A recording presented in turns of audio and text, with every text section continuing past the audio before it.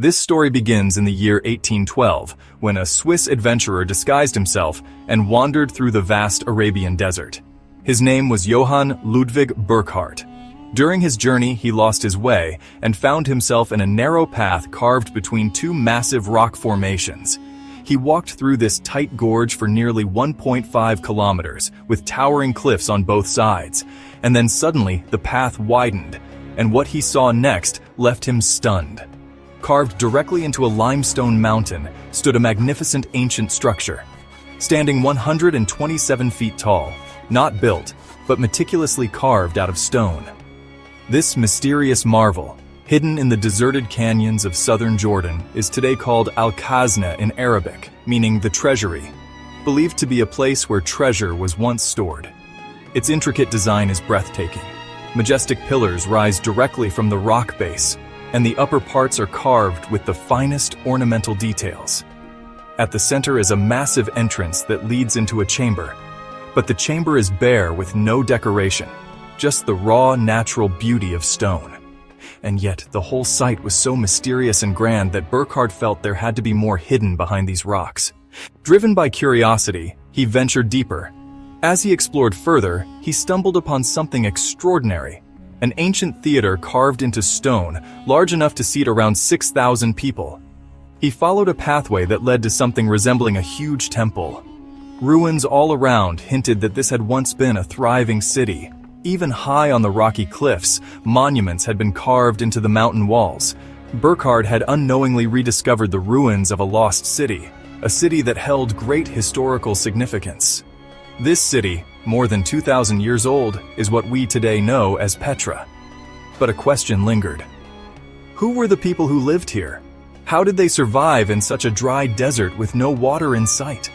Why did they carve structures out of rocks instead of building them? And the biggest mystery of all, why did they suddenly abandon this place? Burckhardt remembered a tale he'd once heard about a nomadic tribe in the Arabian desert that controlled trade routes between China, India, Egypt, and Rome, trading in silk and spices. This tribe was known for hiding their treasures high in the cliffs.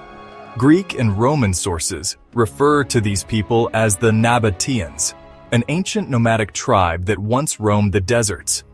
Originally, they lived in tents, but over time, these tent dwellers created one of the most breathtaking cities ever seen, Petra. Burckhardt's discovery brought international attention to Petra. Soon, archaeologists and historians from around the world began flocking to the site, eager to uncover its secrets. After all, carving a 127-foot-tall masterpiece into solid stone is no ordinary feat. There must have been some temporary scaffolding or support structure, like we see today in construction sites, right? But surprisingly, no trace of any such structure exists. Not on the Treasury and not on any other buildings in Petra. So how did they do it? After extensive research and experimentation, archaeologists found an unfinished structure in Petra, and that incomplete monument might hold the key to the mystery. This structure seemed to have its upper section carved, but the lower parts were untouched, suggesting that the Nabataeans carved from the top down. They would climb to the top of the cliff and carve a horizontal shaft into the rock, then stand inside the shaft to sculpt the pillars and designs, moving gradually downward. By the time the upper half was completed, the debris would pile up below, and they would simply walk on the debris slope to finish the lower portion. This top-down carving method is unlike anything seen at any other ancient site in the world. This theory was further confirmed when researchers in the US successfully replicated Petra's carving technique in a controlled environment. Interestingly, the Nabataeans left behind very few inscriptions.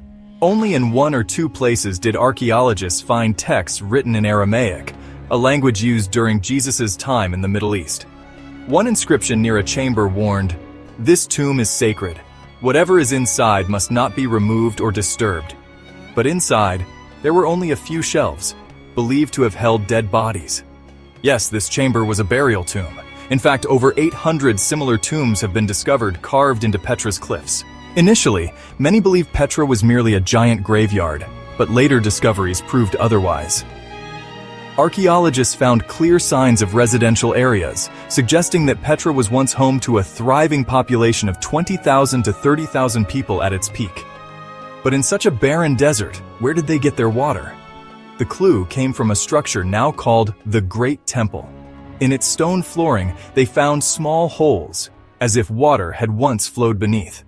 When experts used ground-penetrating radar, GPR, to scan the floor, they found an underground network of water channels, much like modern plumbing systems. This confirmed that Petra had a sophisticated underground water supply. But where did the water come from? Today, a natural spring still flows nearby, known as Ain Musa, but it's located 8 kilometers away from Petra. So how did the Nabataeans bring water through the rocky desert for 8 kilometers? The answer lies in the narrow entrance of the Treasury, where traces of ancient pipelines were discovered. These pipes were built in small, connected sections. Normally, water leaks from such joints due to air pressure inside the pipe. But Petra's water pipes didn't leak. Modern hydraulic engineers discovered the secret. If a pipe is tilted at a 4-degree angle, air pockets don't form, pressure remains low, and water flows smoothly without leaks. Guess what? The Nabataeans built their water pipes at an exact 4 degrees angle, 2,000 years ago. They had figured out a scientific principle that we only rediscovered recently. That's not all. Petra's water didn't just come from Ain Musa. It also came from flash floods that rushed down the mountains. These floods were dangerous, even deadly. So what did the Nabataeans do? They built ancient dams throughout the city. Researchers have found at least 5 such dams, some of which are still intact after 2,000 years. These dams not only stored water, but also protected the city from being washed away by floods. So now we know Petra was a trading hub for goods between China, India, Egypt, and Rome. The Nabataeans were master stone carvers, building massive structures without scaffolding. They engineered an advanced water system, supplying water to a desert city using precise mathematics and design. But despite all this brilliance, why did Petra fall into ruin? Ancient records tell us that in the year 363 AD, a massive earthquake hit the region. Many of Petra's grand structures collapsed. The dams broke, and the same water that once gave life to the city became its destroyer. Flash floods swept through Petra, destroying homes, temples, and infrastructure that had taken centuries to build. With no water system left and no trade routes flowing through, the people slowly abandoned Petra. The once great city vanished into the sands of time. In 1985, Petra was declared a UNESCO World Heritage Site, preserving its legacy. And if you've ever seen Indiana Jones and the Last Crusade, the temple used as the Holy Grail's hiding place, that's Petra's Al-Khazne, the treasury itself. And though its true treasure may never have been gold or jewels, the real treasure of Petra is its story, a story of human resilience, engineering brilliance, and the mysteries of a forgotten civilization, still carved in stone, whispering across the desert wind.